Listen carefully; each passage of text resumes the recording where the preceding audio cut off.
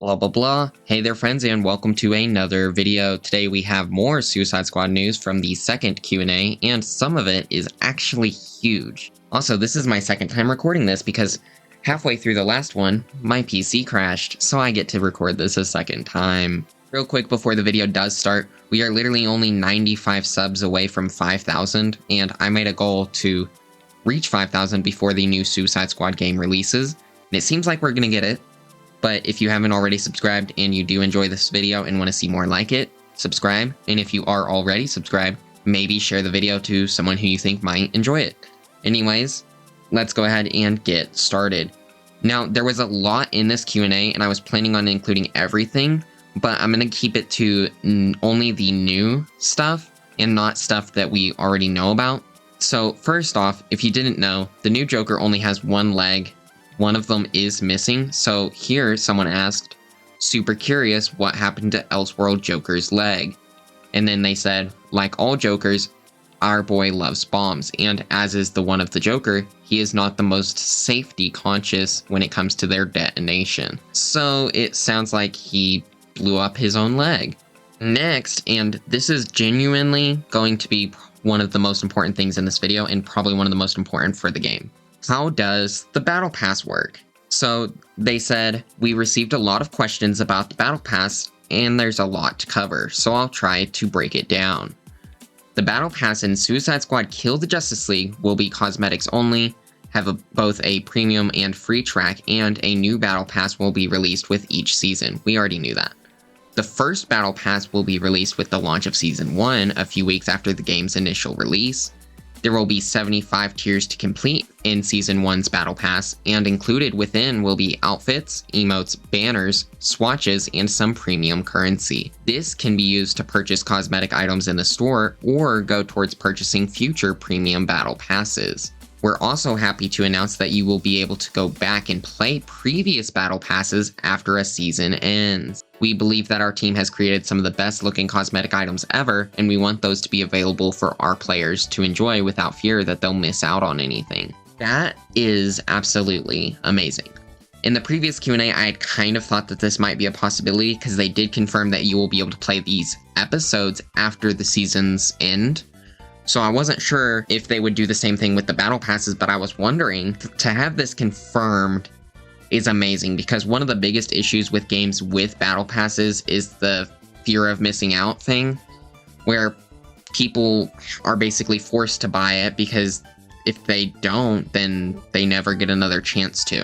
So next, they said, how much of loot build progression will be RNG based? Is there an expectation players will repeat certain missions or activities dozens of times to get the rarest gear / stat rolls? The loot progression in our game doesn't revolve around gear score or item power or any power creep like that. When you get a piece of loot early in the game, it's as viable throughout the entire progression. How viable it is will be up to you, your playstyle, and how well that loot synergizes with your build. The loot philosophy in this game is really to strike a balance between the joy of getting items with really good augments, while at the same time give you the power to perfect that piece of gear to suit your playstyle and build. All the loot in our game can have a set number of augments, basically additional stats that is based on the rarity. And each augment can come in 1 to 3 levels of power: uncommon, rare, or epic. To give you an example, on an uncommon piece of loot, there can only be one augment, but the augment itself can be uncommon, rare, or epic. On a rare piece of loot, there can be 1 to 2 augments, epic 1 to 3. For legendary and infamous sets, as well as notorious loot, there can be 2 to 3 augments. That gives plenty of opportunity to get an item with a really good roll. However, like I said, we don't want it to be frustrating to get gear drops with augments that don't fit your build. So that's why we have features like Penguin's Crafting, Overhaul, Toyman's Modification, Coats, and Eluding, and finally Poison Ivy's Supercharging. Crafting is what you would expect, and all loot you earn through the story is also added as crafting recipes, so you can easily craft them if you happen to get rid of them. Overhaul re-rolls all the augments on a piece of loot, which gives you a way to re-roll the item without having to do sacrifices to the loot gods to try and get that piece of loot again. Modification lets you re-roll any augment on an item. and you get to pick from 3 new random augments or keep the one you have. Once you re-roll that augment, you're locked into just being able to re-roll that augment. I.e., if you re-roll an uncommon augment on an item, you're then locked into only being able to re-roll the uncommon augment for another uncommon augment. So you can't get a epic augment in place of that uncommon one. Totes lets you re-roll an augment, but it lets you pick the augment you want to roll from a list of possible augments. So where modification prevents you with a list of random augments with random stat ranges, Totes lets you straight up pick the augment you want to roll, and then you get to pick from a list of permutations of that augment. So you get to pick the stats changes and stuff, essentially. Leading is insanely powerful because this unlocks the ability to modify or totes not just one augment, but all augments on an item. In short, a leading gives you the control to perfect the augments of an item to suit your build and playstyle. Supercharging lets you upgrade the afflictions on an item to make its effects last even longer on enemies. So like the freezing effect, electricity effect, etc. that we've seen Poison Ivy be able to put on your weapon. Another feature worth mentioning that lets you further customize your gear is the firearm upgrades. Once unlocked in the story, any uncommon, rare, epic, or legendary firearm levels up when you use it, and you earn points that can be applied to 5 different categories of firearm attributes: accuracy, stability, zoom, reload speed, and magazine size. Each of these attributes can be upgraded up to 3 times. The maximum points available on a firearm depends on the rarity, where a legendary firearm can get up to 15 levels, which makes it possible to maximize all the attributes on that firearm if you use it for long enough. And before you ask, Infamy set firearms and Notorious firearms cannot be upgraded. We wanted these to really feel unique and fit the personality of the DC villain they're infused with. But don't worry, they're plenty strong enough on their own. Next, someone asked what type of new quest design can we expect in terms of in-game quests.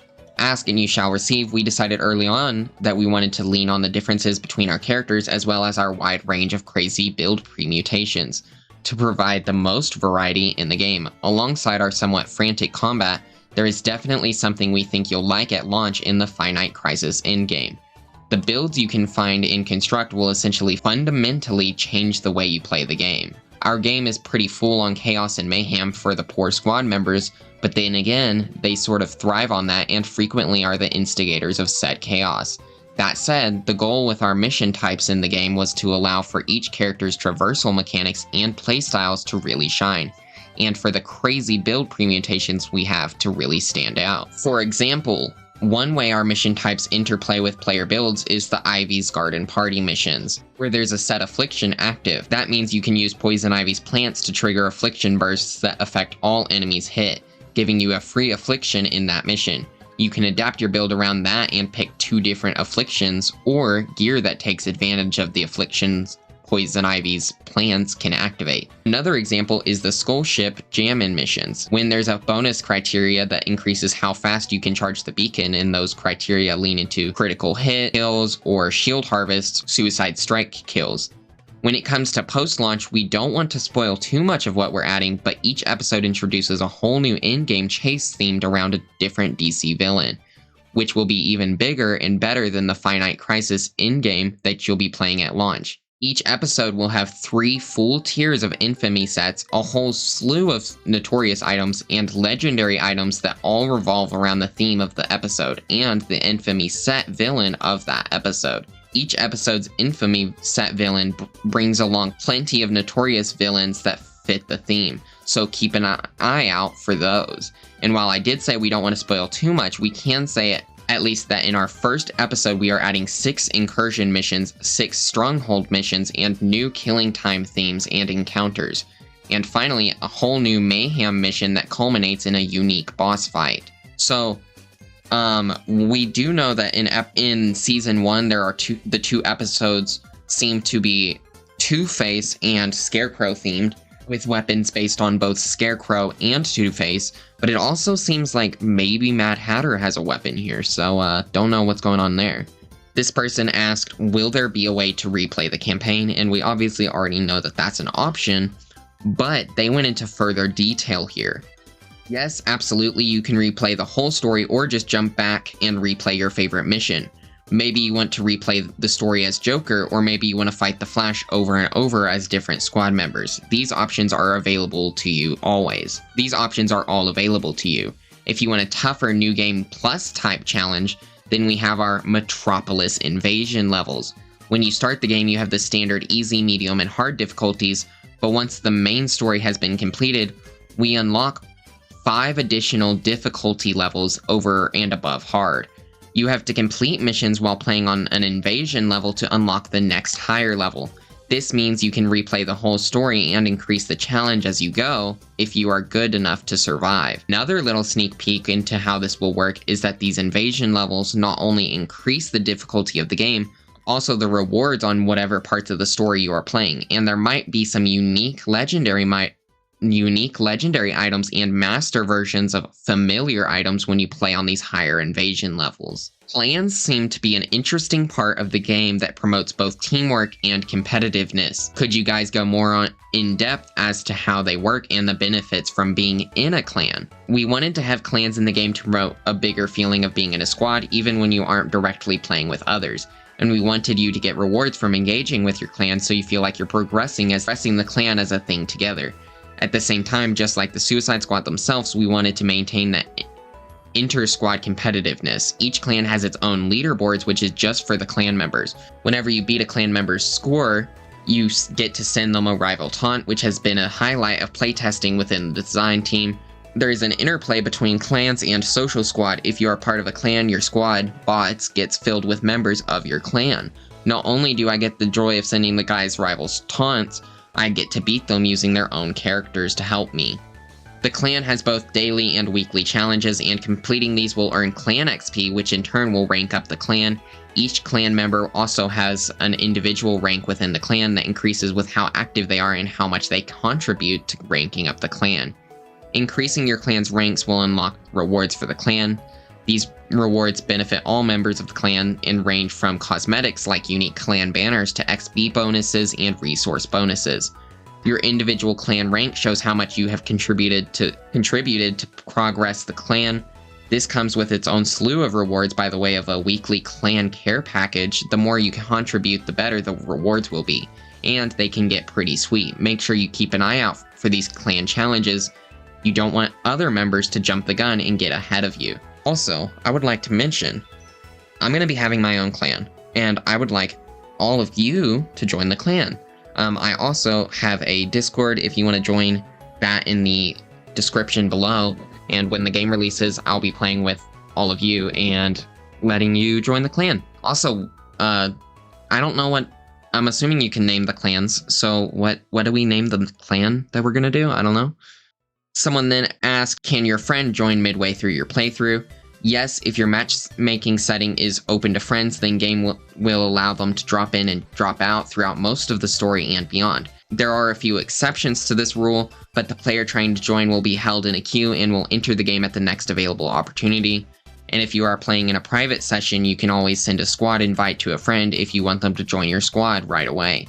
Elseworld missions are some of the biggest challenges in the game, so you'll need to have your party locked in beforehand if you're going to get rewards from our most challenging mission. You need to have been there from the start, it's only fair, which makes sense.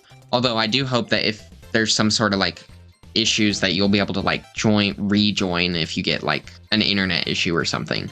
The game also allows you to play with your friends even if they are in a different part of the story. For example, if your friend is at the start of Chapter 3 while you have just started Chapter 2, you can progress with them through Chapter 3, and that progress will of course be saved. When you go back to continue your story in Chapter 2 and complete that chapter, the game will recognize that you already completed some of Chapter 3 and will give you the option to skip the parts you already played with your friend.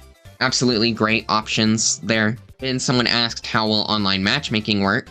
First off, let's talk a little bit about our online and matchmaking philosophy. As Ian mentioned, we wanted to make sure there's as little friction as possible when playing through the story in any group configuration. We not only let you replay any part of the story, but we also want to make sure you can jump ahead and play with your friends and not have to replay that part of the story unless you want to.